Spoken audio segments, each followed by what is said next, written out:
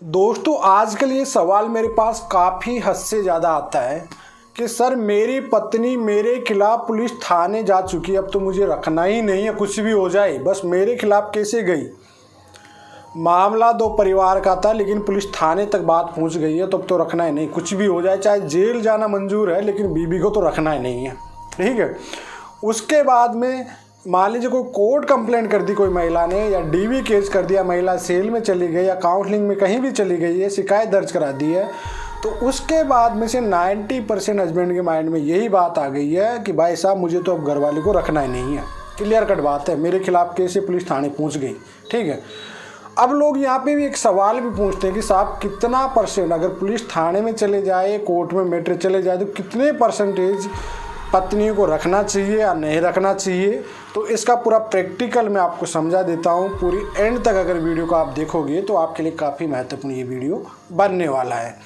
दोस्तों होता क्या है ना कि कभी कभी कहीं बार क्या होता है कि एक्चुअल में कई महिलाएं होती हैं जो वाकई रियल में परेशान होती हैं। ऐसा नहीं कि हर कोई महिला झूठा केस करती है, लेकिन कहीं बार ऐसा होता है कि कई महिलाएं इतनी प्रताड़ित हो जाती है कि उससे पुलिस थाने तक जाना ही पड़ता है, उसका कोई ऑप्शन मिलता है नहीं है। क्योंकि कहीं बार देखो, आप लोग कहते हो कि साहब मेरी पत्नी की माँ का रिमोट चलता है, उसके पिता का रिमोट, उसके भाई का रिमोट, उसकी बहन का रिमोट, तो भैया कहीं न कहीं से पत्नी भी पति की माँ के रिमोट से, उसके ननद की वजह से कहीं न कहीं से ऐसा टॉर्चर, और वो जो पति का साथ होता है वो भी एक बार छूट जाता है ना, तो फिर उसके पास कोई ऑप्शन होता ही नहीं है। क्योंकि बार बार आप घर वालों को तो बता नहीं सकती वो बात कि मेरे साथ क्या टॉर्चर हो रहा है क्या नहीं हो रहा है। और एक्चुअल में कहीं बार दिक्कत आ जाती है, मैं मानता हूँ 20 या 30% महिलाओं को काफ़ी दिक्कत आती है। तो उन महिलाओं को फिर आखिरी में ऑप्शन दिखता है कि यार मैं तो पुलिस के पास ही जाऊँगी, शिकायत करूँगी, काउंसलिंग कराऊँगी, अपनी बात रखूँगी। तो वहाँ पर जाके कम से कम सॉर्ट आउट की एक उम्मीद पर जाती है कि बात बन जाए, काउंसलिंग करने से बात बन जाए। तो उस तरह से अगर कोई महिला है और कोई पत्नी है तो प्लीज़ उसे रखने की कोशिश करिए। आप मत सोचिए और उसे एक समझने की कोशिश कर लीजिए। तो ऐसी कोई महिला जो वाकई प्रताड़ित हो रही है, आपको इस चीज़ से एहसास हो रहा है कि वाकई महिला नहीं है, गलत नहीं है, वाकई इसको प्रताड़ना किया गया मेरे परिवार के द्वारा, आपका पार्टनर है, उसको समझने की कोशिश कीजिए।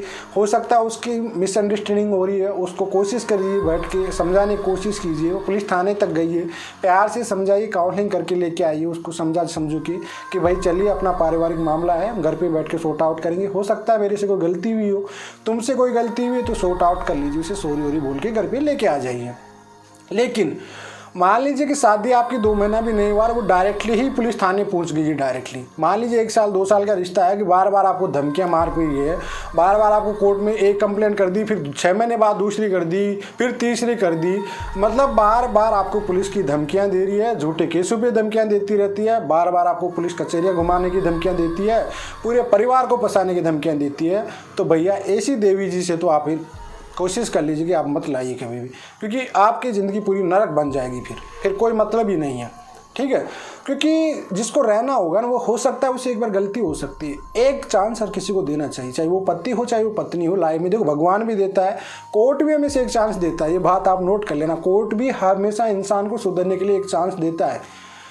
तो भाई आप भी तो एक चांस दे सकते हो अपने पार्टनर को सुधरने के लिए। भाई एक बार कोई महिला चली गई तो उसे सुधरने का चांस दीजिए, चाहे वो पति हो चाहे पत्नी को, मैं दोनों की बात कर रहा हूँ, उसको सुधरने की। लेकिन जो बार बार ये केस करती है कि पुलिस थाने में कर दी, आज उसका डीवी कर दिया, आज मेंटेनेंस का कर दी, साथ में नहीं रहना है, बार बार डराना धमकाना है, तो भैया उनको तो फिर फाइनली केस लड़ ही लीजिए। आप लाने की कोशिश मत करिए, उनको बिल्कुल मत लाइए। क्योंकि जो वाकई स्टार्टिंग से ही आपका 1-2 महीना 1 साल 2 साल रिश्ता टिका नहीं अच्छे से, शुरू से स्टार्टिंग से लड़ाई झगड़ा हो रहा है, तो फिर उसका कोई मतलब ही नहीं है। फिर उससे फुल एंड फाइनल कर लीजिए, टिट फॉर टेट, जैसा व्यवहार है वैसा करिए आप फाइनली।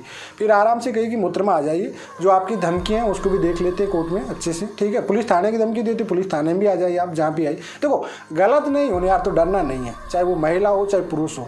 अगर आपके साथ गलत हो रहा है तो उसके लिए इंसाफ के लिए लड़िए आप, चाहे वो पति हो चाहे वो पत्नी हो। गलत को बर्दाश्त मत कीजिए कभी भी।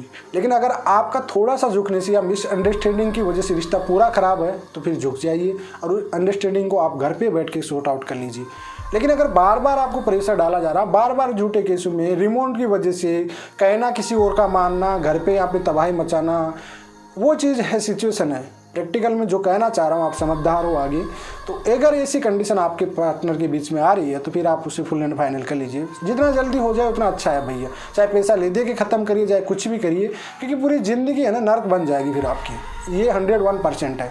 तो भैया जो है देखो पार्टनर आपका है, आपसे बेटर आप मैं नहीं समझ सकता, मैं आपको गाइड कर सकता हूँ। तो अगर आपका पार्टनर से एक मिस्टेक हुई, हो सकता है ये गलती को आपको माफ़ करना चाहिए, लेकिन जो बार बार गलती करी तो उसको फिर फुल एंड फाइनल कर लीजिए। आई होप दोस्तों जो मैं मैसेज छोड़ना था वो समझ में आ गया होगा। अगर वीडियो पसंद आए तो लाइक शेयर कीजिए, अगर आपका कोई सवाल है कॉमेंट में छोड़ दीजिए। चलिए आज के लिए इतना ही। जय हिंद, वंदे मातरम।